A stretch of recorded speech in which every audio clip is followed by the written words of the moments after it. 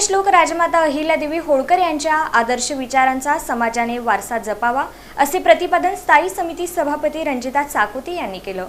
पुण्यश्लोक राजमाता अहिल्यादेवी होळकर यांच्या 301व्या जयंतीनिमित्त भवानीपेठ घोंगडे वस्ती परिसरातील बिरुलिंगेश्वर धनगर समाज संघटना यांच्या वतीनं धार्मिक वातावरणात श्रींची महापूजा आयोजित करण्यात आली होती। सोलापूर महानगरपालिकेच्या स्थायी समिती सभापती रंजिता चाकोते यांच्या हस्ते महापूजा झाली। यावेळी बोलताना रंजिता चाकोते म्हणाल्या की पुण्यश्लोक राजमाता अहिल्यादेवी होळकर यांनी न्याय, धर्म, लोककल्याण आणि समाजहित यांचा आदर्श घालून दिला।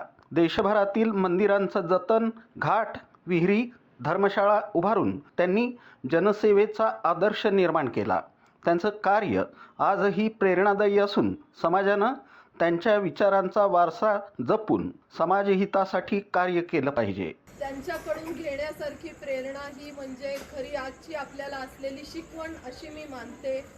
18व्या शतकात या मातेनी जे काही सहन केलं, जो त्याग केला, जे सुशासन चालवलं, त्यामध्ये सर्वात महत्त्वाचं होतं अहिल्यादेवी म्हटलं की आपल्याला घाट, मंदिरे आणि त्याचा जीर्णोद्धार।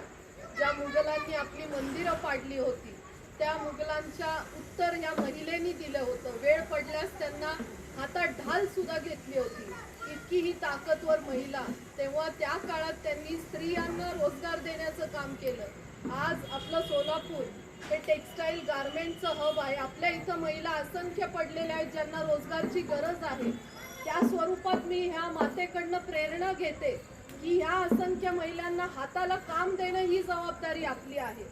आज आपण यांची शिकवण जर घेतली तर आज त्यांची खरी जयंती आपण साजरा करतो एवढंच मी मानते आणि माझी जबाबदारी समजते। इथल्या प्रत्येक नागरिकांचं लक्ष देणं माझं कर्तव्य आहे।